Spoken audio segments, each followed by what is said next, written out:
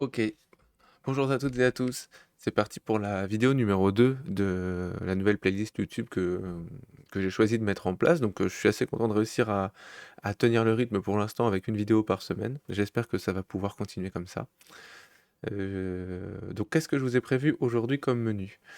J'ai encore aménagé un petit peu la chose. J'ai créé un joli petit tableau d'organisation pour cette playlist.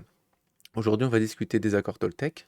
Mon livre favori est le premier qui m'a ouvert les yeux sur la façon dont je voulais mener ma vie. Puis une petite astuce très pratique, notamment sur les explorateurs Internet. Moi, j'utilise Chrome, hein, mais on peut en utiliser d'autres, bien entendu.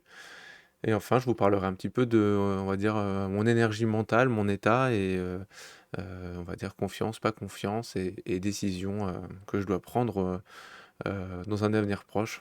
Voilà. Avant de démarrer, j'aimerais bien vous présenter le tableau que j'ai créé parce que je pense que ça pourrait vous être utile. Donc pour ça, je vais activer le partage d'écran et je vais réduire ma petite vidéo à moi comme d'habitude maintenant. Et en gros, alors là, c'est les vidéos qui sont déjà sorties, d'accord?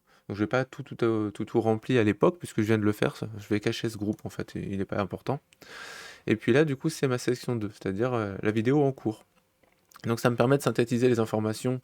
Comme ça, je vais pas pouvoir, enfin, je vais être sûr de ne pas vous parler deux fois du même livre, ce qui serait un petit peu dommage. Et puis de garder, par exemple ici, je suis à 3 sur 5 en météo mentale, et je pourrais aussi réécrire la durée de la vidéo, ce qui va faire qu'au fil de l'eau, je vais savoir exactement où j'en suis dans ce que j'ai abordé avec vous. Et puis, en fait, ça me permet un petit peu de vous présenter comment j'exploite l'outil Monday au passage, et donc ça fait une genre de veille technologique aussi pour vous en même temps. Donc, vous voyez là, on peut hop, descendre et avoir des sous-tâches donc dans la session 2 du jour. Et introduction, présentation du tableau, on est dedans, je peux même dire que c'est fait. Donc je coche ma petite coche. Et puis maintenant, je vais vous parler du livre. Donc, le livre des 4 accords Toltec, donc c'est Don Miguel Ruiz qui l'a écrit. Je mettrai le lien pour se le procurer dans la description de la vidéo sur YouTube. L'idée, c'est de se dire, là-bas, très loin au Mexique, quelque part, nos ancêtres ils avaient défini que pour être sage et être défenseur, pardon, du, du village ou du peuple toltèque, il fallait respecter notamment 4 grands critères. Et ça dépassait l'aspect physique des choses, l'aspect gardien physique qui va taper sur le premier qui arrive et qui veut du mal aux gens. Non, pour pouvoir être respectable chez les toltèques, il fallait respecter 4 accords. Et ils sont écrits ici: ne rien prendre personnellement, avoir une parole impeccable, ne pas faire de suppositions, et toujours faire de son mieux. Alors ça, c'est des choses qu'il faut mener au quotidien pour évoluer d'après Miguel Ruiz, et j'adhère beaucoup à ça. Par contre, c'est vrai que c'est un entretien, parce que dès qu'on est stressé ou dès qu'on est rattrapé par les choses, on quitte vite la route de la voie de la sagesse, on va dire ça comme ça. Pour vous donner un petit peu de détails, ne rien prendre personnellement, ça veut dire que quand quelqu'un vous dit quelque chose, même moi quand je fais cette vidéo, euh, on va forcément recevoir une influence d'une personne, et l'idée c'est que ce soit challengeant et intéressant, mais que cette personne n'est pas une personne sachante de manière, on va dire, sachante complètement, quoi. C'est-à-dire qu'elle n'est pas omnisciente, voilà, c'est ça le mot que je cherche. Donc, elle a un regard que je peux prendre avec intéressement, mais qui ne doit pas aller toucher mon cœur et mes émotions. C'est-à-dire que je peux mettre une certaine nuance là-dedans, prendre les choses, bonnes ou pas bonnes, parce qu'il y a des mauvaises choses qu'on peut prendre pour évoluer, mais en tout cas pas forcément prendre ça personnellement. La personne, elle a peut-être une très mauvaise nouvelle, elle a peut-être de très mauvaise humeur, et elle va m'impacter alors que je ne le mérite pas. On parle de planter une graine dans quelqu'un.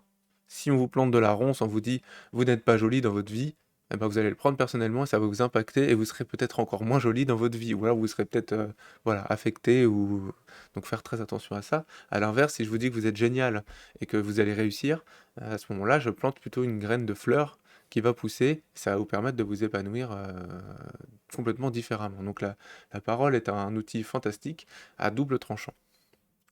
Donc ne rien prendre personnellement, c'est la première chose. Ensuite, avoir une parole impeccable, en fait, c'est un lien avec le premier, c'est de dire que quand je vous parle, je fais attention à mes mots pour respecter l'engagement que vous avez dans votre vie, et je sais que potentiellement, vous pouvez prendre personnellement ce que je vais vous dire, parce que vous n'avez pas la sagesse et vous n'avez pas lu ce livre, et vous êtes peut-être aussi fatigué, peut-être que vous avez toute cette sagesse, mais qu'à cet instant T, en fonction de ce que j'ai dit, je vais rentrer dans quelque chose de délicat sans le savoir ou en le sachant. Ça veut dire que moi-même, j'ai pas eu ma parole impeccable. Et voilà. Donc, quand on s'exprime, on fait attention à respecter les personnes de manière à pouvoir faire quelque chose de construit et de non blessant. Ne pas faire de suppositions, là c'est très délicat, c'est beaucoup d'humilité, il faut être humble. Vous avez compris les 2 premiers accords Toltec, vous les appliquez tous les jours au quotidien. On a souvent un ego ou un orgueil qui peut remonter de se dire: «J'ai compris des choses» et on va se dire: «Cette personne-là, elle a pas compris» ou «Cette personne, elle a compris». L'idée, c'est de ne pas supposer. On ne connaît pas la personne qui est en face de nous. Elle a peut-être juste un mauvais moment, elle a peut-être juste une autre expérience. Donc, même de manière générale sur une personne ou autre chose, avant que l'action soit faite, ne pas se dire: «Ça va se passer comme ça». On ne peut pas. Et ça, en fait, c'est la meilleure façon de faire qu'un moment se passerait mal. Si vous y avez pensé avant, vous allez déclencher la dérive de cette étape. Voici le 3e accord Toltec. Assez difficile à suivre, ne pas supposer quelque chose, ne rien supposer, jamais supposer quelque chose. Sincèrement, je pense pas que j'y arrive. Voilà. Donc, sauf quand je le sais et que je le dis, du coup là je me dis: «Ouais, je vais y arriver la prochaine fois». Et puis enfin, toujours faire de son mieux. Alors ça, c'est l'idée de se dire: ne pas se dépasser. C'est-à-dire que se dépasser si, pardon, c'est pas comme ça qu'il faut l'exprimer, c'est ne pas dépasser ses limites. Ou alors, on dépasse ses limites dans un instant T, on le signale aux acteurs autour de nous, ça veut dire: «Je vais être dans le rouge, je vais tout donner et je risque d'être fatigué».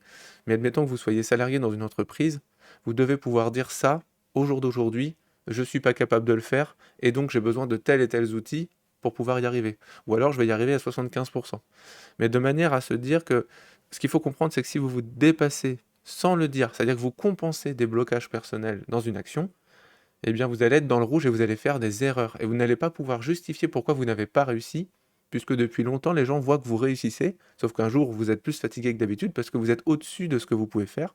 Et là, du coup, c'est contre-productif. Donc, faire de son mieux, c'est savoir définir ses limites, travailler du mieux qu'on peut dans ses limites et du coup, vous allez pouvoir expliquer pourquoi vous avez réussi. Vous allez augmenter votre confiance personnelle et la confiance des gens, qui travaillent autour de vous et c'est ça qui devient très intéressant. Ne pas griller, son potentiel travail parce qu'on veut faire plus que son mieux, mais à ce moment-là, on ne sait plus dire pourquoi on s'est trompé. Donc je vous laisserai le lien, enfin le livre, il est un petit peu plus complet que ce que je viens de vous dire. Là, c'est une interprétation personnelle. Mais quand on respecte ces 4 accords tout au long de notre vie, en effet, les Toltecs, ils n'avaient pas tort. Moi, je l'ai expérimenté dans plusieurs fois, dans plusieurs expériences. C'est extrêmement riche, on est très surpris de la tournure des débats, de la tournure des choses. On devient proactif et les échanges deviennent gagnant-gagnant en fait, et vous êtes respectable. Et ça, c'est vraiment génial. Allez, astuce du jour, on est à 7 minutes, je vais essayer de la faire en 10 celle-là.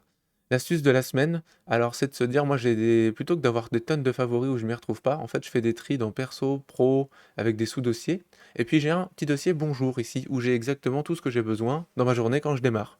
Et en fait ce que je fais, c'est un clic sur la molette, clac, sur l'onglet, je pars ici, voilà, et ça fait un déclenchement global de mon agenda, de mon Monday, et de tout ce que le petit repas du midi, vive Classcroûte, mais vive Frère Toc et vive d'autres, je vais pas faire de pub, voilà, mes petits SMS qui sont en ligne, et voilà, tous les matins, je dis bonjour à mon ordinateur et il se déclenche ça, ce qui fait que j'ai directement tout mon cadre de travail d'installer.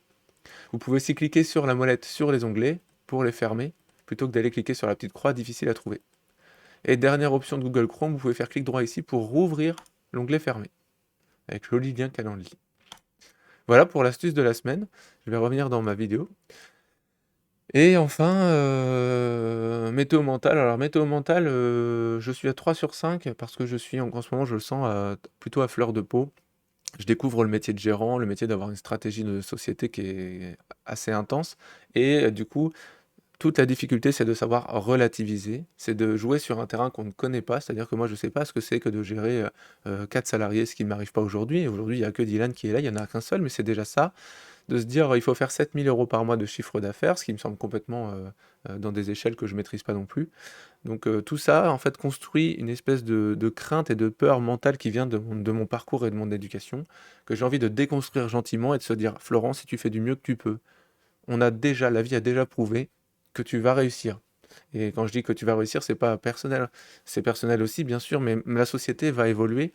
La société faut l'assistance et ça va se faire. Donc garder ce capital confiance au moment où on regarde son compte et puis finalement on pensait pas avoir eu cette dépense et puis ça descend d'un cran. bah, c'est très difficile, tout seul. C'est aussi pour ça que je fais ces vidéos, parce que ça fait du bien de de le dire et d'en parler. Donc ça fait toujours des hauts et des bas, hein, je crois que c'est le maître mot du métier d'entrepreneur. Et donc là, ben, il y a eu, quelques creux dans l'activité, ces derniers mois, avec, des plus et des moins. Et là, il y a un plus d'activité, mais qui va forcément être pas tout de suite de la facturation et donc des rentrées. Et donc, bah, je sens une fragilité qui est complètement superficielle, mais ça m'impacte personnellement, ça fait un poids, heu, que je viens d'enlever en partie en vous disant tout ça.